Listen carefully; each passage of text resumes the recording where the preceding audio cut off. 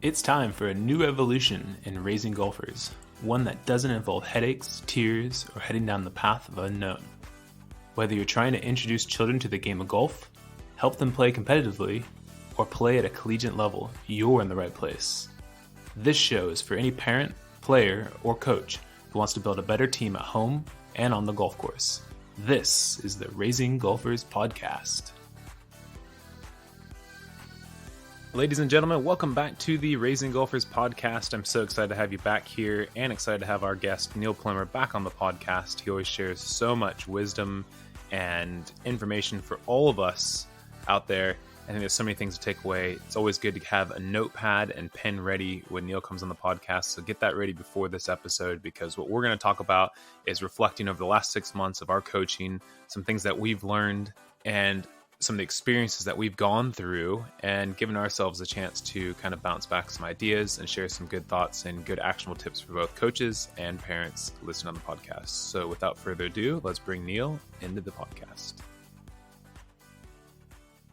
Neil Plummer, welcome back to the Raising Golfers Podcast. So excited to have you back, buddy.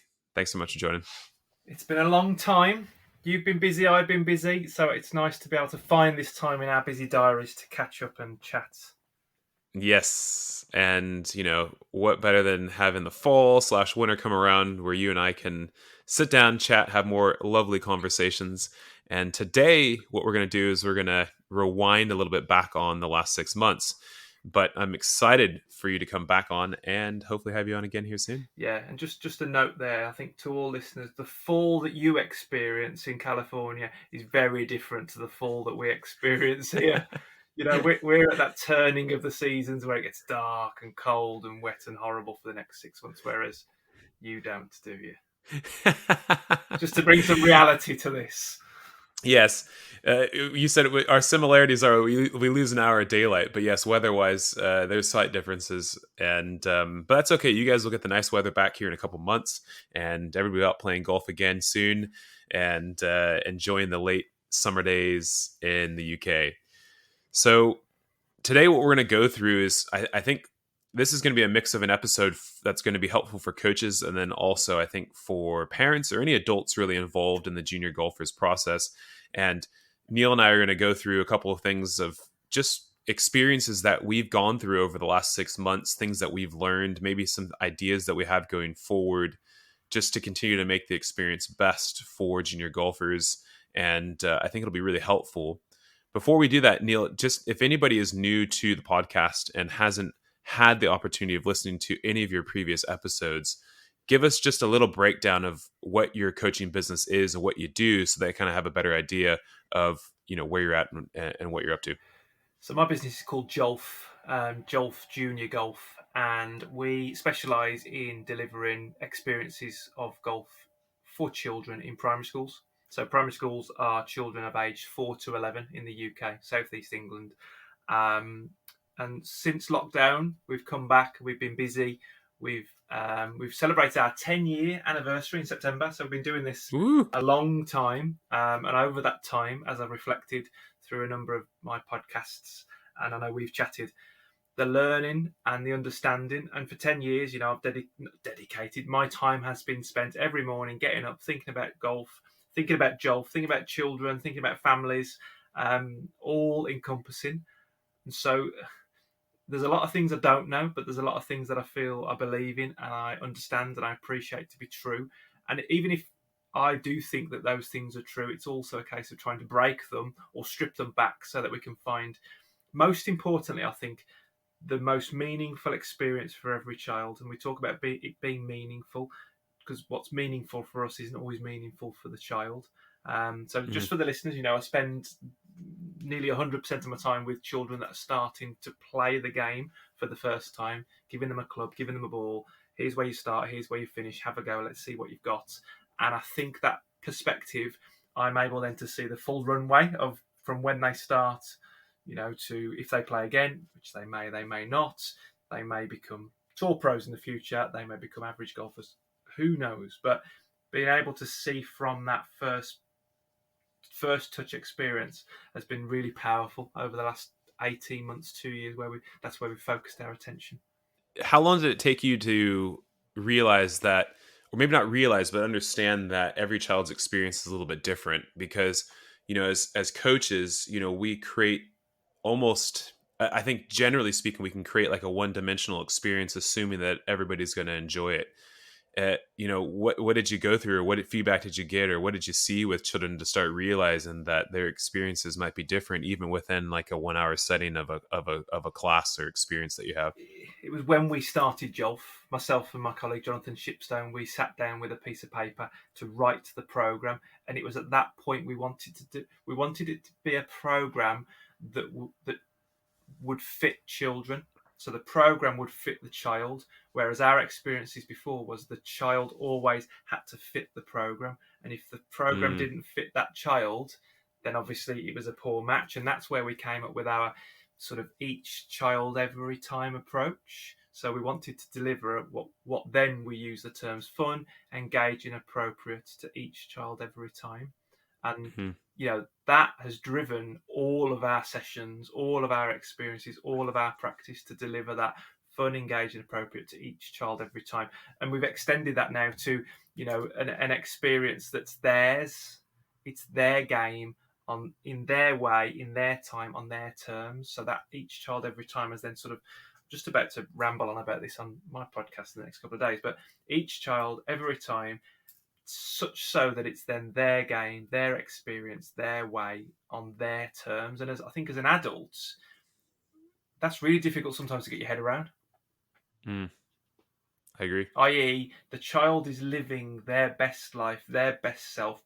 We want them to be their best self.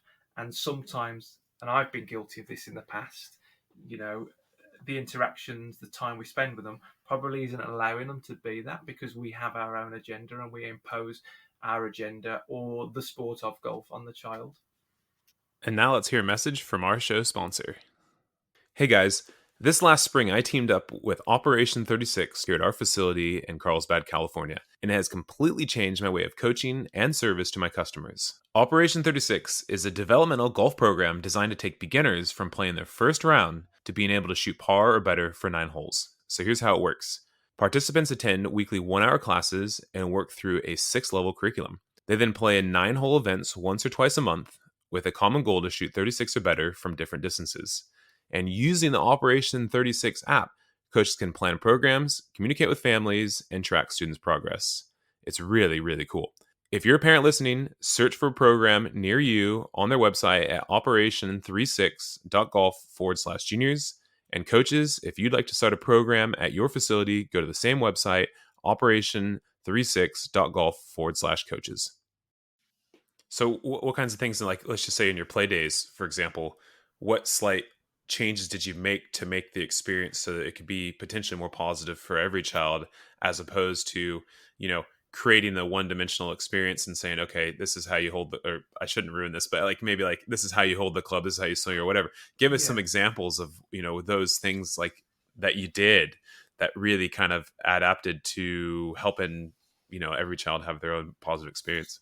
So to all schools, we send a guide to the play day so that the school can send that on to the teachers. Now, whether the teachers read it or not, I don't know.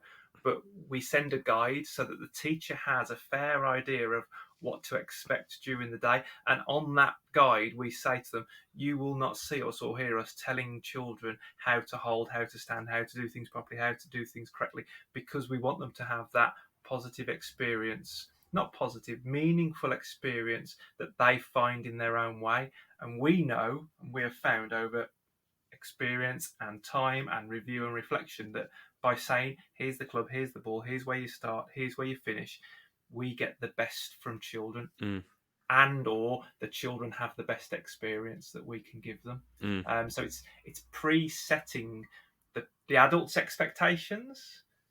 That doesn't mean we don't get adults come and help children to put their feet in the right place to stand and to do it correctly or properly. And there's sometimes a time and a place to have those conversations, which sometimes we may, sometimes we won't.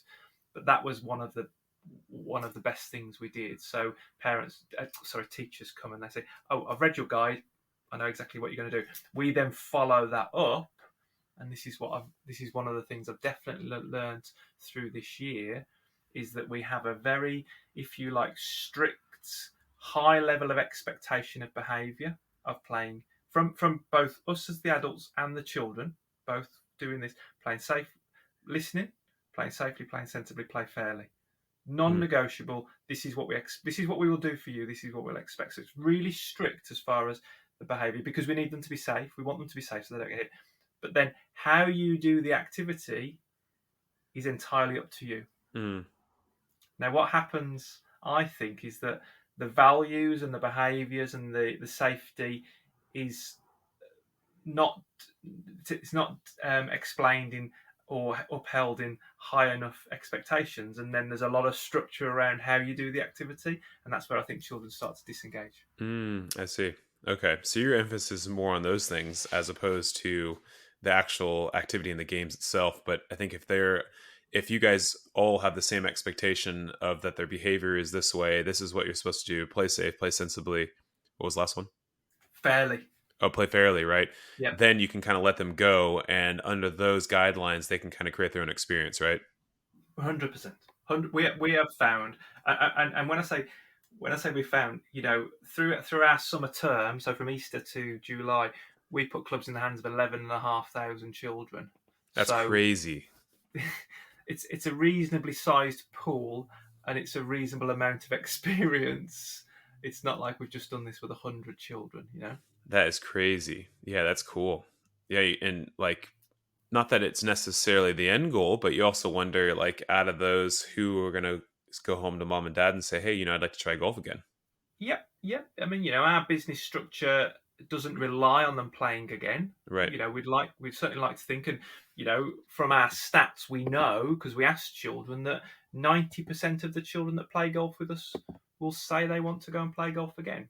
Now, what we know as a business is we can't be all things to everybody. We can't do everything. So what we can do and what we can control, we're going to try and do really well and to the best of our ability. Yeah, that's cool. I like that. Well, I've stolen a lot from you and a lot of the different things for golf coaching, Neil. But one of them is like, what I say, and I emphasize, I even have this on the back of my business card and on my board at the golf course. It says developing lifelong experiences through golf. And I use that word a lot more when I'm speaking with parents about certain things. And in the summer, we had a summer camp, and a mother came to me and she said, my daughter is in a group, because we broke them up into groups of 8. And in the other group, she's got a couple of friends, but in her group, she doesn't have any. And I think in the past, I would have just said, like, you know what, like, we've got to keep the groups 8, 8, and 8, because we got 24 kids. We got to keep them balanced. We've only got this many coaches. But instead, as I kind of stepped back this time and I asked her a question, I said, I want you to think about this. And if you have the answer now, great. And if you need to think about it, let me know. Is this going to hinder her experience of golf throughout the week? And if the answer is yes, and you and her true believe that it's going to, change her experience of summer camp, then, we can make an adjustment. And she said, okay, I'll let you know. And so she came back the next day and she said, yeah, I do believe it will, change her positive experience in the summer camp. And I said, great. All right, let's change her to the other group today. And we did that. And everything was good. And that came from the daughter, because she did ask the daughter, is it going to be okay? Is this going to, how is this going to affect your experience? Not necessarily just based on like, hey, I got to hang out with just my buddies and it's all about buddies and this and that. But she felt going out on the golf course, because they were playing on the golf course, is going to change that experience. The practices with the games, the activities, the tasks, she just felt overall that the experience was going to be changed. And so in the past, I think I would have handled the situation a little bit differently. And I think there's 2 really nice parts to that. Number one, you've obviously, for the coaches that are listening, you've obviously created an environment where people feel comfortable asking you, which I think is really positive. And I think for the parents listening in, the family members, I think it's also saying, if your child, talk to the coaches. I think a lot of parent problems, if there is such a thing, come when people don't talk, people don't communicate. So it's having those conversations. We all have, we as the coaches and the adults, parents, we all want the children to have the very, very best experience possible. So therefore, if we have that open dialogue, so if we're a coach listening in, do you have open dialogue with parents and family members? Do you create an environment where parents can come and ask you anything they feel comfortable do? We're involved in certain activities and sports where we don't feel comfortable going and asking. for a number of reasons. That's probably for another podcast. But you know, and the coaches don't talk to us. Right. Yeah, I agree. All right, I agree, and I think having that, I think first would be maybe just the demeanor. Having just your impression, having a smile on your face as a coach makes you more approachable, and I think we don't need to adjust to everybody's No, recommendations, right? But in this situation, I said, okay, let's let her go through this day in this situation, and if she comes back and says that it will hinder, okay, let's change it. Because I have had the opposite, where I said, hey, let's let them try again today. Let me know if it does hinder their experience, and then the child actually says to the parent, I had fun today. Actually, I met some new friends, and they yeah, stayed, right? And again, in the past, I think I would have handled it differently, but then just kind of basing it around that, that core value of how is this affecting their experience, I love and that. again, the child's experience coming from the child, I think, made a big difference. Yeah, asking questions and taking nothing as what we think is true. For sure, I agree. That's great. So yeah, so that was a good learning experience for me as well, going through that. And again, a lot of it's come from you, so I appreciate that. Neil, did you make any mistakes over the last 6 months within your programming, or whether it's communication with the schools or anything that you've learned and reflected on that that you've decided to make some changes on, or going to make some changes going forward? That probably the biggest one this year, and I don't think this is a mistake, but this is probably just a bit of a blind spot from my perspective. I don't think we've actually spoke about this, and this might raise more conversation or some thoughts in people. But we delivered a session in a school, and one of the parts of the session is I'll ask the group to get into a line, one line of girls, one line of boys. And after I'd done that, and it's part of my organisation, it's my ability to organise them into small groups and then to get them started and get them playing quickly. And after that happened, one of the teachers said to me, he says, "Oh, just by the way, it's no problem, but in that class of 30 children, they'd got 6 children that don't identify as either boy or girl, male or female." Mm. Which, okay, I said, I suddenly, straight away thought, goodness me, I haven't delivered the inclusive experience I wanted to, because they may well have felt marginalised, or whatever the word might be. So I had this conversation with the teacher, apologised, so listen, if I were to do it again, I would do it differently, and there's lots of different ways that I'd do it. And we had a really open discussion about it. And I realised that after that session, I'd got a number of sort of blind spots, or a dusty lens that and I still don't quite have my head around it, but it's certainly made me think about things in a very, very different way, and question and ask. And I've spoken to a number of my friends, a number of people around me, to get some advice and to get some thoughts on it, because we do it in a certain way that we know works, and we want that way to be as inclusive as for everybody. But that threw up a real blind spot for me that I've had to go away and explore, which I don't think any amount of planning prior to any of those sessions could have helped me. No, it's true. Who would be prepared for that unless you've actually been through it, right? We've had a number of children. These are odd children. When am I odd? Ones or twos? Not many of them. A number of children that have, they've identified different gender, and that's fine. Again, the teachers have sort of explained that to me, or said that when it's been appropriate. But just to have this one class where there was such a big proportion of young people that had chosen to identify in a different way, or to not identify.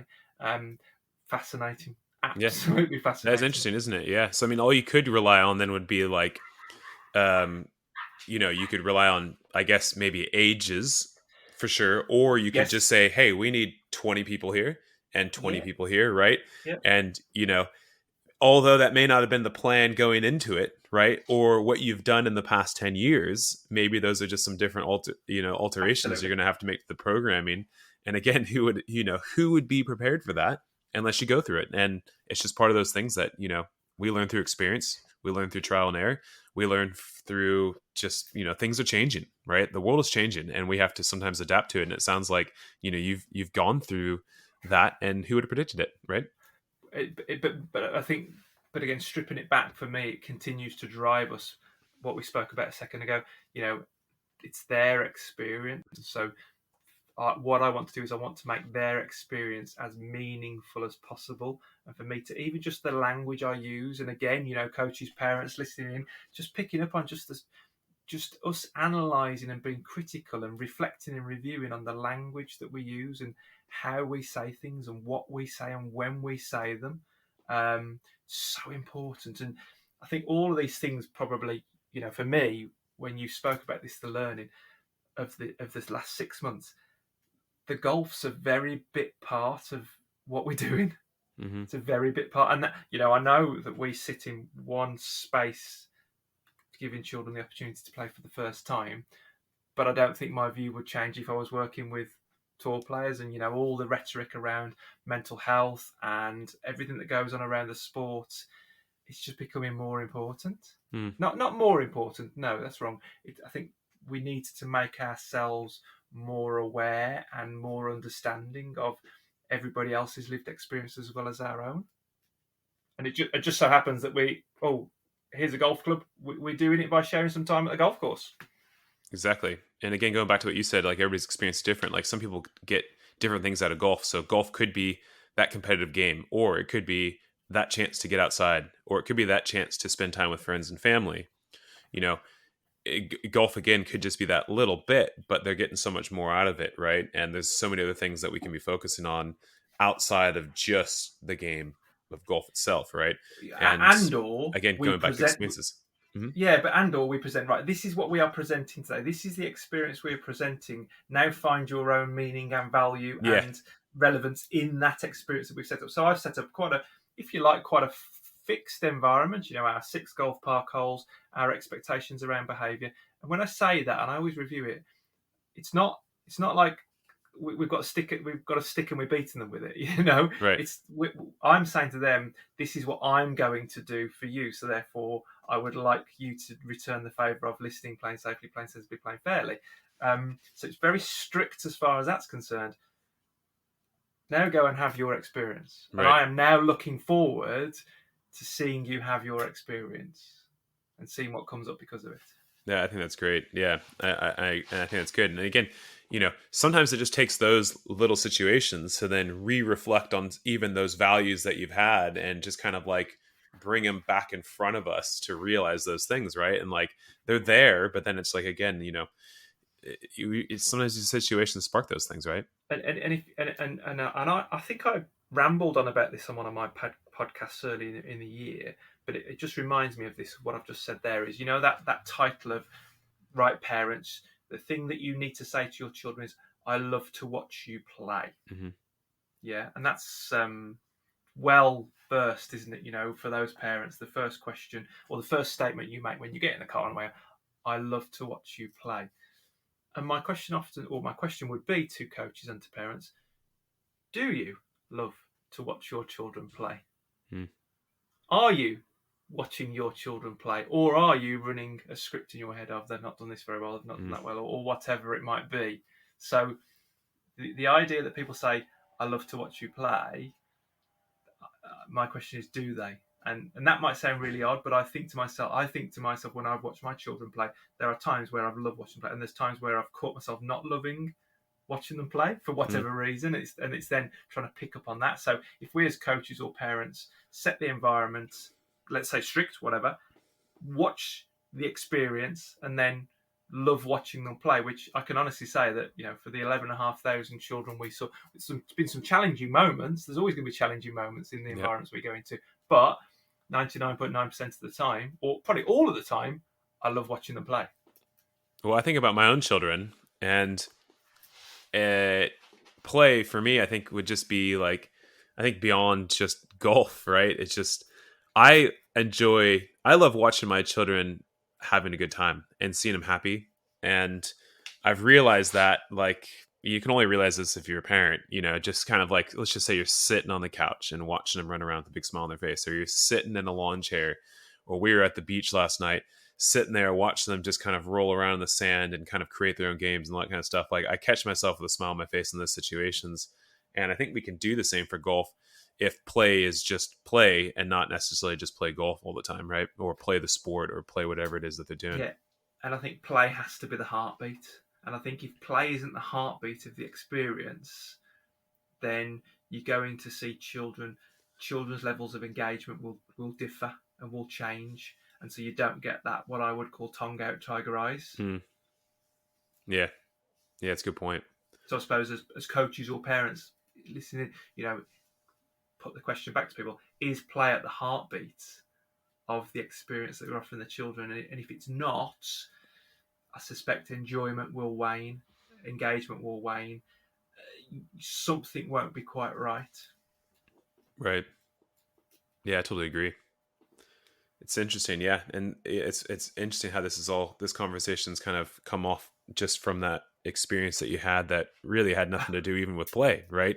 But No, kind of we started kind of going down and down and down, and it kind of led to that, which is it's very interesting. So you're it's just you say it's about a mistake or something, right, and it's just it just opened up a whole new area of thinking that I was pleased that it happened, not necessarily why it happened, but pleased it happened and what it allowed me to then explore afterwards. And I suppose I don't think that would have occurred if I didn't have this once to deliver to each child every time. And it comes back to those values, being values driven. right, yeah, for sure.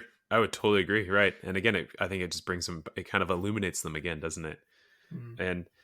And I was thinking about I made plenty of mistakes, by the way, over the last 6 months. I was starting fresh again with coaching, but I think the big one that has kind of stood out to me wasn't necessarily, well, I guess it is a mistake in a sense, but it's one of those things that it's like, and this is a great actionable tip for coaches listening, especially, is listening actually to parents a little bit more in detail. Because if you're running programs or you've got classes or whatever, what I mean by that is like right now I'm constantly thinking, okay, what am I going to do the next session of, or the next semester program? How am I going to schedule it?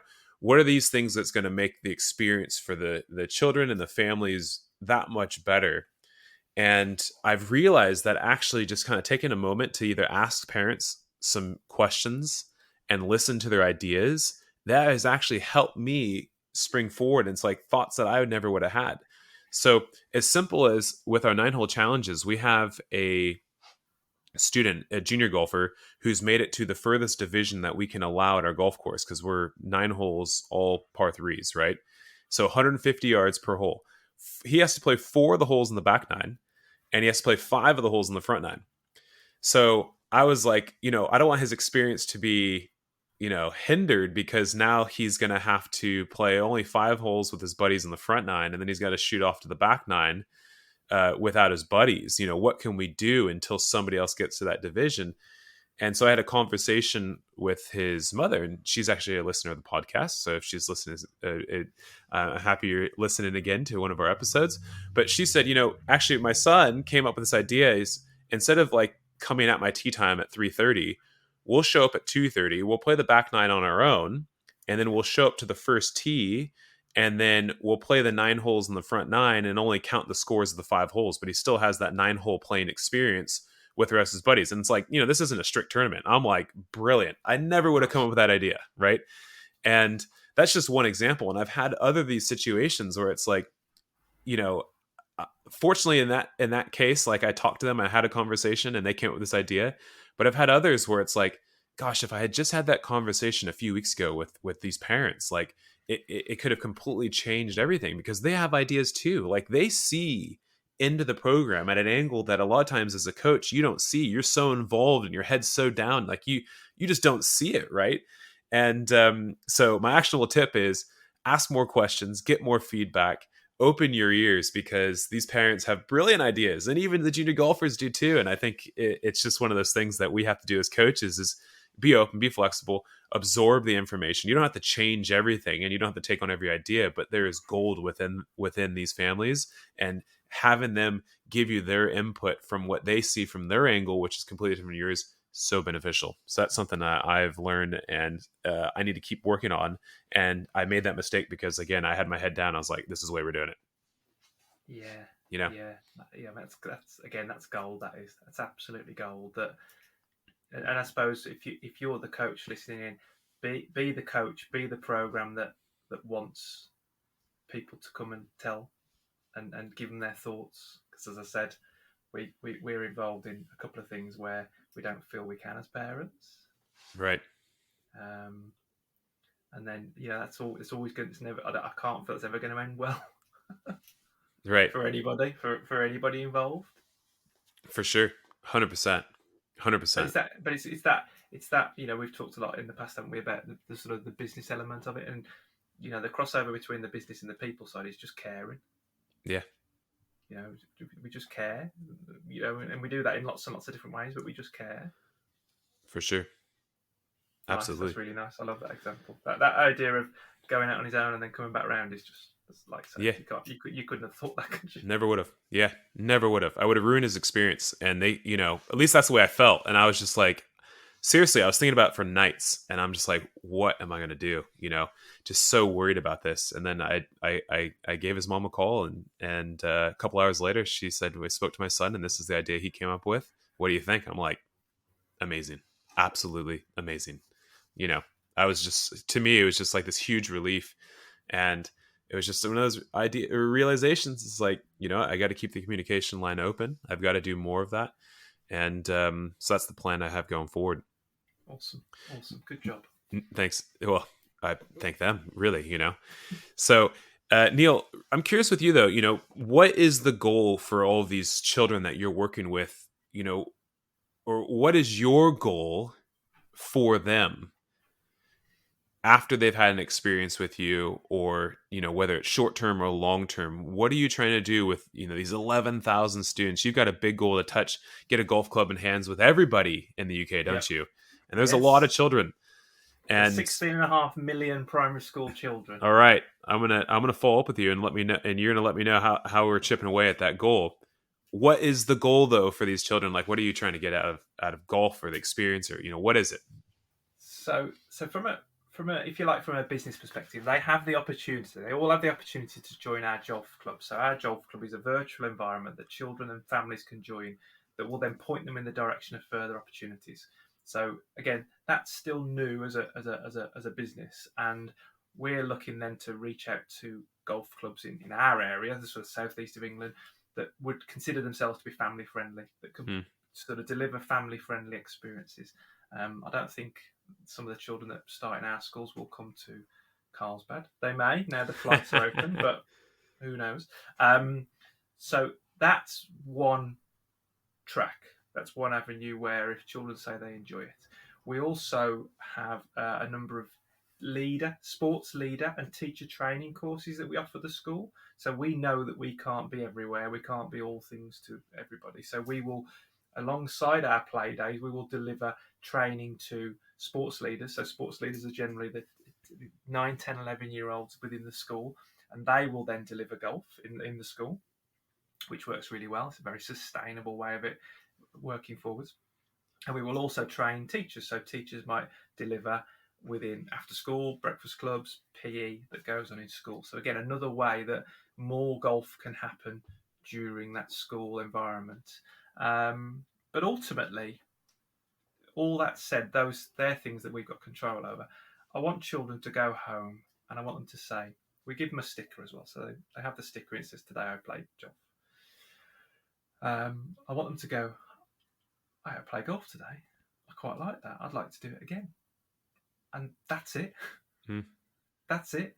I want them to have had such an experience that they go, I liked it. I'd like to again.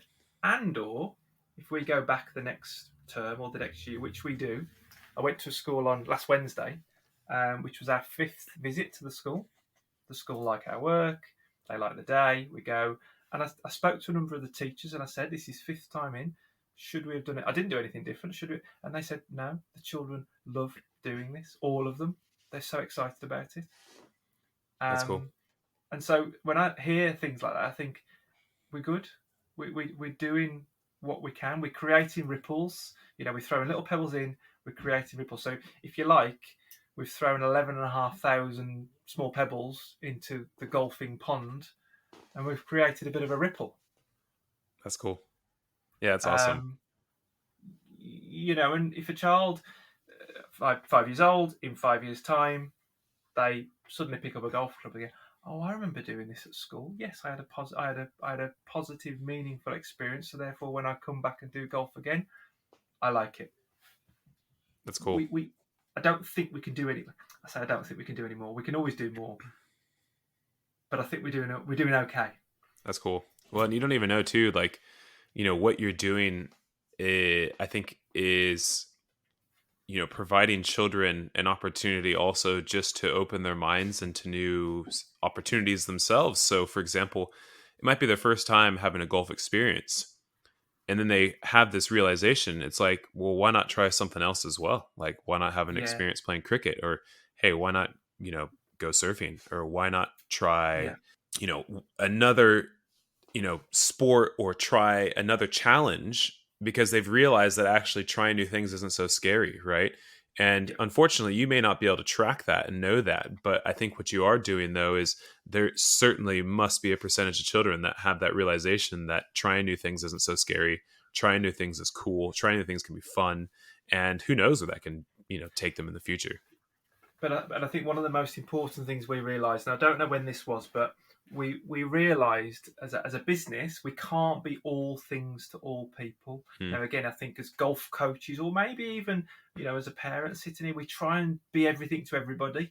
And I think by doing that, it then waters down what we can offer, whether it be not be as good, or we don't put as much effort or enthusiasm into it.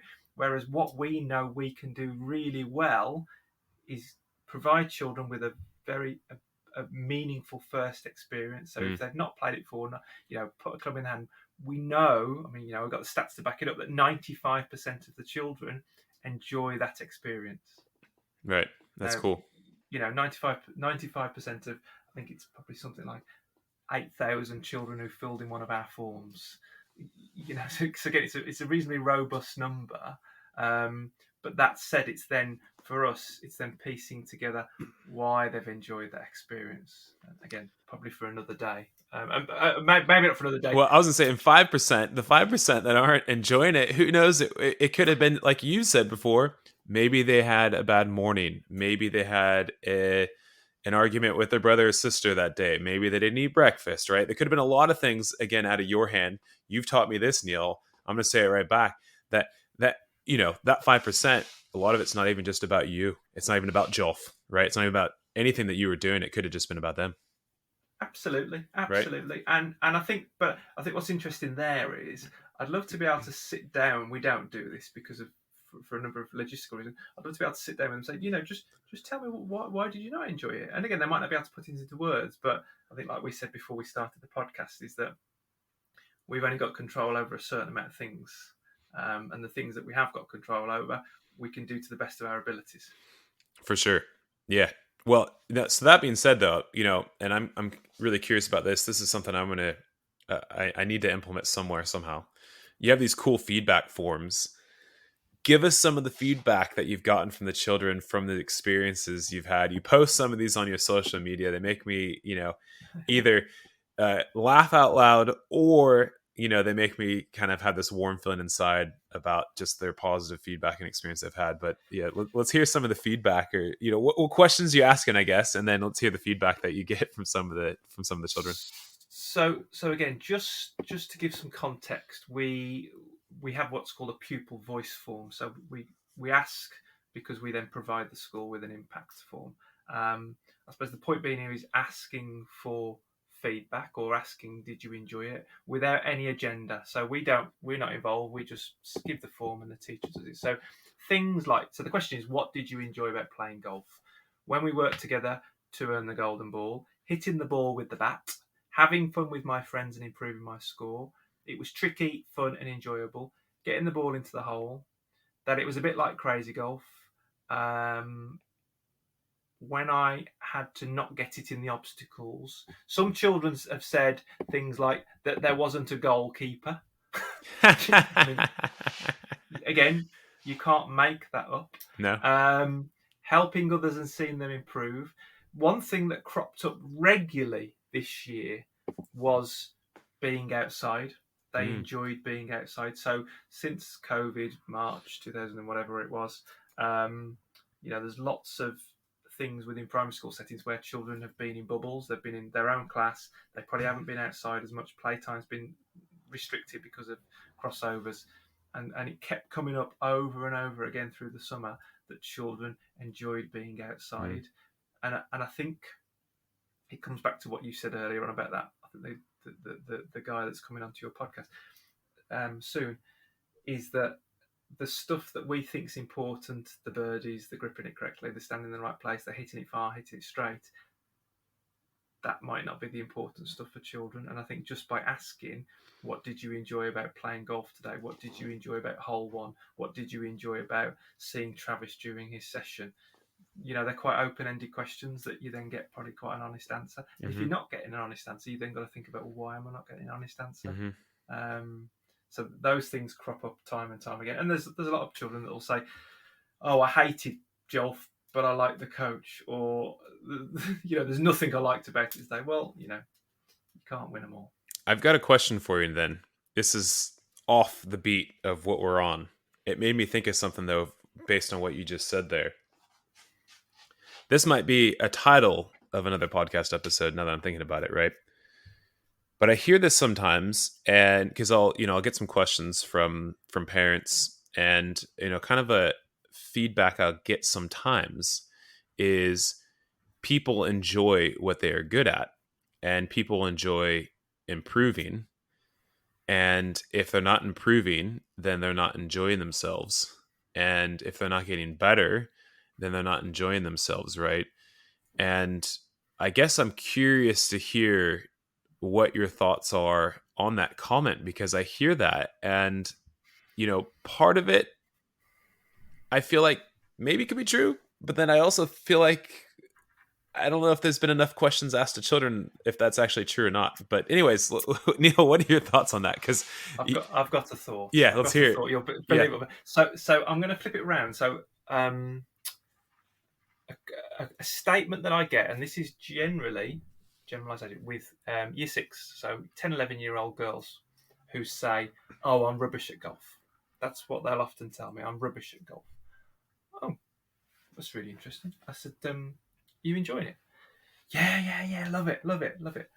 And so I'll often spin it around and say to them, you do know that you can be rubbish at it and enjoy it at the same time? And they often then go to me, can I? It's like having permission. We've given them permission to be rubbish at it and enjoy it.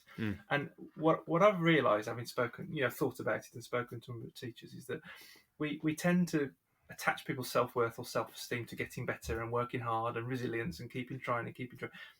But actually, golf is a sport which, and we all know this because it's hard and it's complex and there's a lot to do. Being rubbish at it is fine, and it's something that I've questioned. Society doesn't necessarily allow us to be rubbish at things.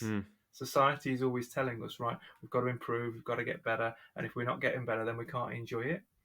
And that's something which in my experience, crops up again and again and again, and often with these 10, 11-year-old girls, just giving them permission to say, you are allowed to be rubbish and enjoy it at the same time. So the relief that they have is fascinating. So I'd just probably flip around what you said and maybe, being rubbish at golf is okay. And think about it. I don't know. Let's say we've got 100 children come into our sessions. It's very likely that 99% of them will be rubbish, because they might not never get less than an 18 handicap. And I suppose it brings into question then the point of the program, the point of the experience. Why are we there? Are we there to create elite golfers? It opens up a whole new, box of conversation, I think. Yeah, well, it does, because now I've got another follow-up for you. Okay. Are you ready for this one? So then, what do you do as a parent who's out playing alongside your junior golfer on the golf course, and the junior golfer is getting frustrated, whether it's because they're not hitting the ball well or they're not scoring well? And again, then the parent comes back and says, well, they're gonna enjoy it better if they're better at golf. How did that even come about? Why is the junior golfer frustrated? And what can we do as adults in that situation to help out with the junior? I think I think one of the first options we can do is do nothing, and I think sometimes that's an option which people don't ever consider. Hmm. Bad day at the office. Let's call it, the term. Bad day at the office. Let's go to bed. Let's wake up and let's see what tomorrow brings. And I wonder if sometimes that's the most sensible option, to do nothing, because I think in that high emotional state, let's say that child might be in, they're not going to necessarily listen. They're not going to take anything in. You're pouring petrol on fire. Yeah. And so Good maybe point. it's worth waiting for the fire to extinguish itself, which it does. Children, they're fine. Their ability to get themselves. What's that toy that comes down and comes back up again? Oh, I know what you're talking about. It's got the weight at the bottom. It's really heavy, Yeah. and then yeah. I don't know if it's so popular anymore. That might be dating ourselves, but I do remember that Sorry. Yeah. Children's ability to write themselves is innate, and I often wonder whether in that scenario the adult intervention does more harm than good. So I'd imagine there's lots of different things, and there might be people that are far more intelligent than I am, who would give you a highfalutin answer. But I wonder if our first point of call is to do nothing, say nothing, just be there. So for me, it would be, "You all right? Yeah, I'm okay. Do you want to talk about it? No, okay, it's fine. Let's leave it." That's good advice. A bit like, I mean, my comparison, my own personal experience this year. My son played county cricket, under 11 county cricket, first match, third ball, bowled out, came off. He was in pieces. Wait, you have to translate that for us non-cricket players. Cricket. What would that be? That would be a. Is that like a strikeout in baseball? Yeah. Is that like a strikeout? Let's say strikeout. Okay. First ball. Okay. So he's playing for our area. Strikeout, first ball, baseball. Yeah. Came off. Really gutted. Really upset with himself. Went over. So do you want me to sit with you? No, I'm okay. Okay, fine. Went back. Just to see if he was okay. Was it the time then to question. Was it the time to say, bringing your example, was it the time to say, well, you weren't covering your stumps, you weren't doing it? No. So in that instance, my want was to comfort him because he's my son, more so than, I know a little bit about cricket, but so it's there. And is that adult qualified to be able to say anything? What are they saying? Is it going to help? It's a really interesting question that I've never really pondered it over like that. But I think maybe my advice to parents would be instinctively do nothing, because if what you're going to do isn't going to help, then it ain't going to help. Yeah, and I think then the second thing would be probably what you said. I liked your advice is, would you like to talk about it? And if the answer is no, stepping back, right?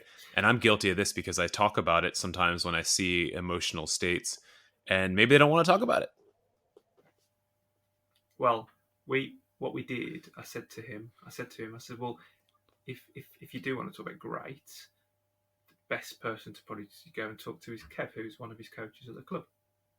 Now, I think when he did get back to see Kev that next weekend, he probably forgot about it because there was a million things happen between the time he did it. Right. So what feels like a big thing at the time, a poor score or a poor shot, 2 days later, is it such a big thing? Now, it's probably only such a big thing if maybe the adult has blown it up into a bigger thing than it need be. Yeah.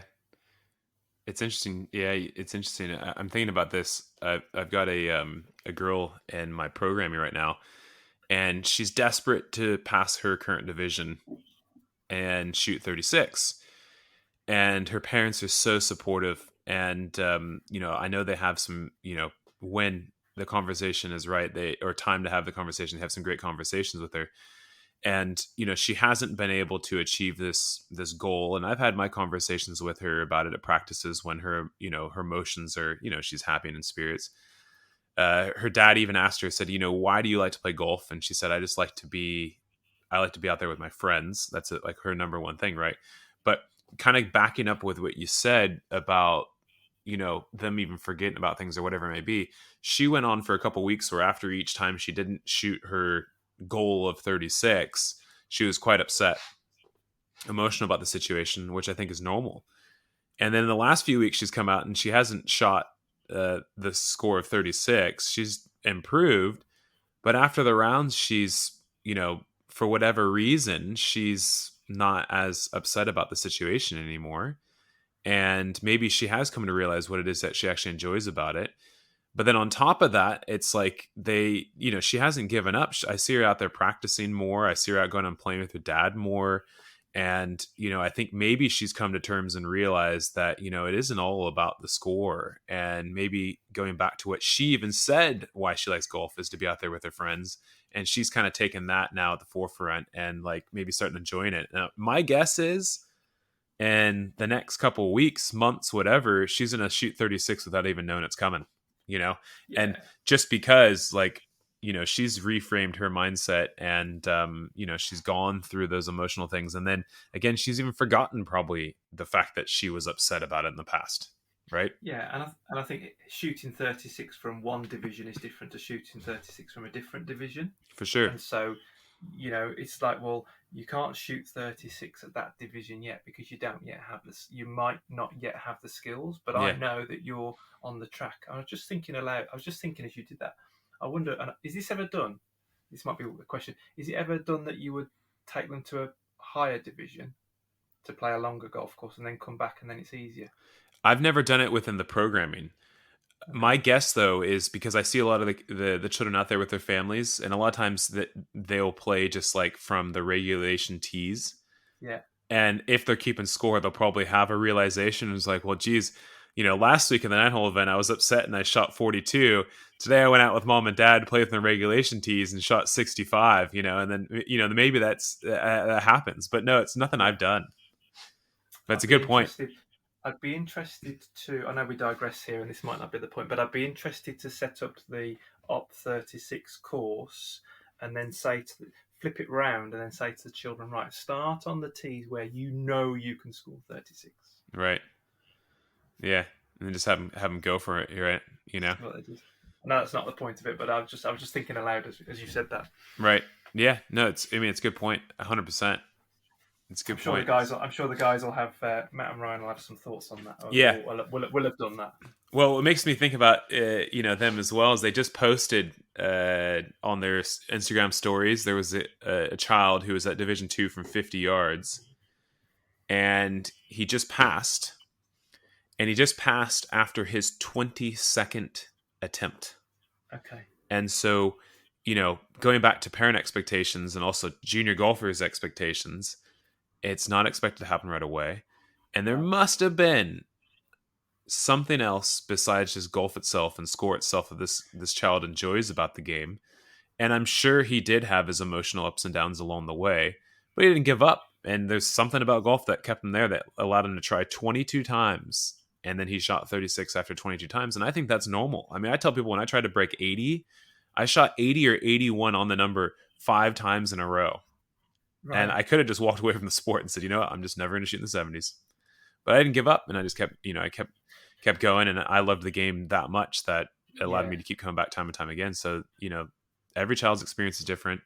It's not all about the score, is it? But if we can help them realize what it is about the game itself that they're enjoying and keep that at the forefront and the positive, I think it will help them enjoy the game a lot longer.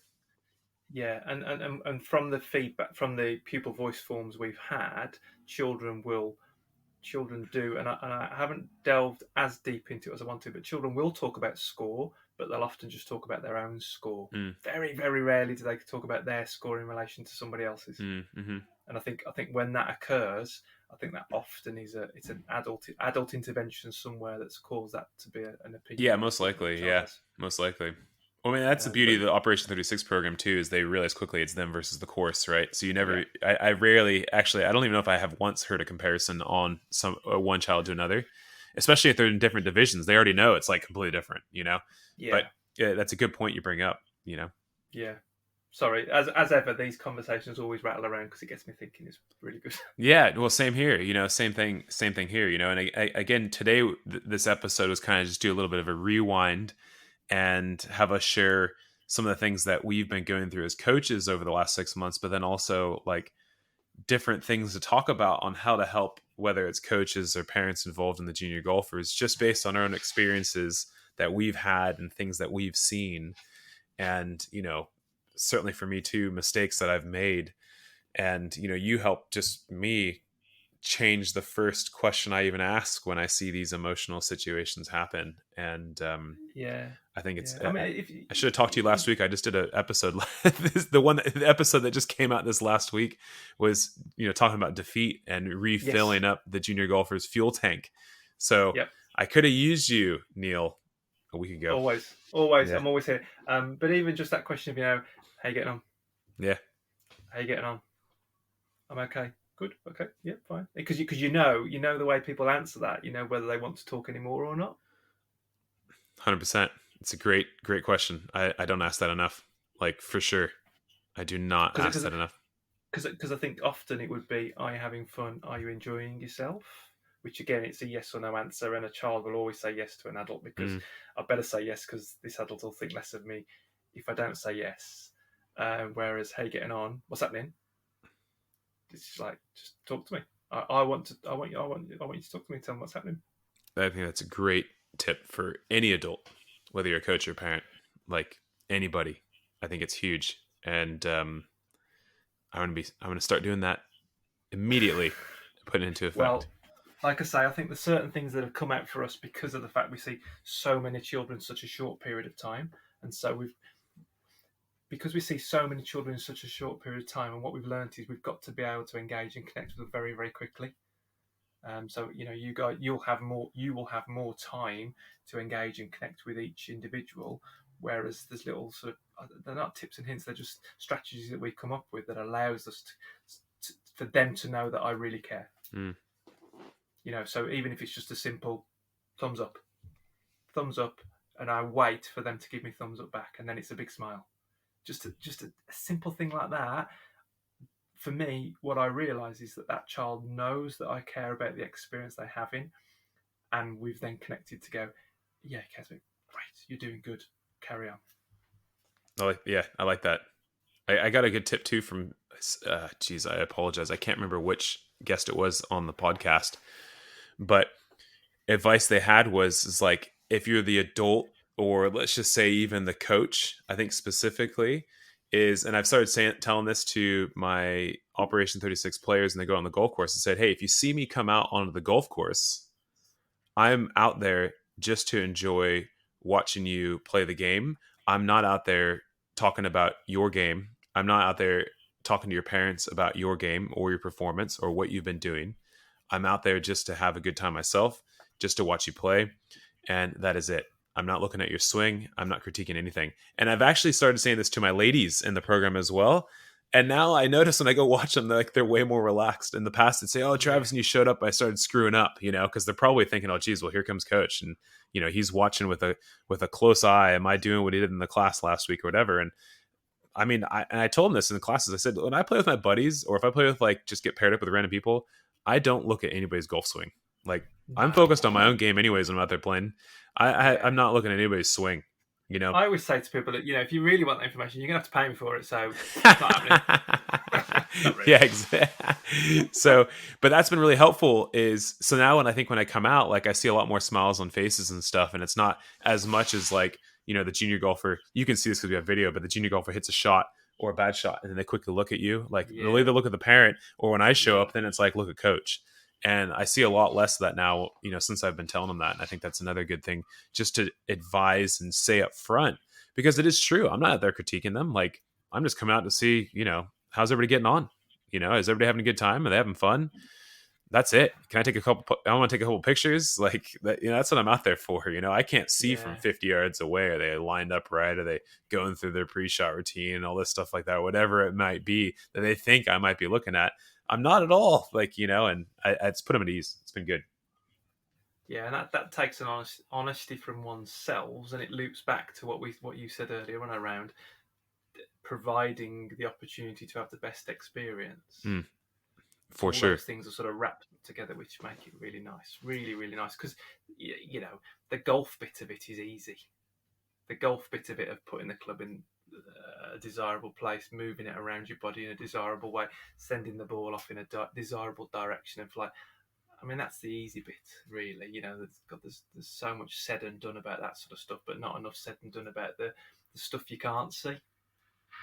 Totally. So I suppose, maybe our focus as adults who want to try and help children have the best experience is trying to get our heads around what we can't see and what we can't monitor and what we can't put on a scorecard and what we can't video. Yep. That goes back to our episode partially on the environment in the community. A lot of those things you can't even see, and it adds so much value to the experience, which I think you're 100% right. So, Neil, this conversation was supposed to be 30 minutes long. We are just about... hang on. Yeah, we are just about to hit the 1 hour mark here. Before I let you go, and, I want to thank you again for coming and joining on the podcast and the episode. And, I always enjoy the directions that these conversations go. And I think everybody gets a lot of value out of these conversations with you, including myself. Where can people find more about you, your programming, and then your podcast, which is also great? And what would be the best way for people to connect with you? JOLF.golf is our website. So if you punch in JOLF.golf, and the same with all social media. So I suppose try and post as much as I can about what we're doing and where we're at. The JOLF Man Podcast, which you've been a guest on, and we've shared thoughts, and we'll get you back on. We'll have a nice. Excited for that podcast chat. But often it's just my rambling. Someone rang me up this morning around the podcast and said, "Why do you do it?" And I said, "Just get some of this stuff out of my head." And as soon as it's out, it's then there to be thought about. It's there to be discussed. Now, if one person listens, if 10 people listen, if 1,000 people listen, I'm not too fussed really. I'm trying to figure this out for myself, and we're all just trying to figure things out, aren't we? So it's never going to be a case of this is the right way, the correct way, the only way. It's like, well, this is a way today, which will maybe be a different way tomorrow, or a different way on the next shot. So if people want to find me and get in touch, they can email me at neil@jolf.golf. Nice. That's perfect. Yeah, Neil, it was awesome. I really appreciate you coming back on, and we're going to have you on again here shortly. We've got another topic or two, and I'm sure that'll lead to 3, 4, and 5 different topics to have you back on to the podcast. And the feedback I always get after you come on and we release the episode's always so positive, and everybody takes so much away from your experience that you've had as a golf coach and a parent, and it's just been so valuable. So really appreciate you joining again, Neil, and look forward to having you back on soon. Thanks so much, bud. Thanks, Travis. Thanks, guys.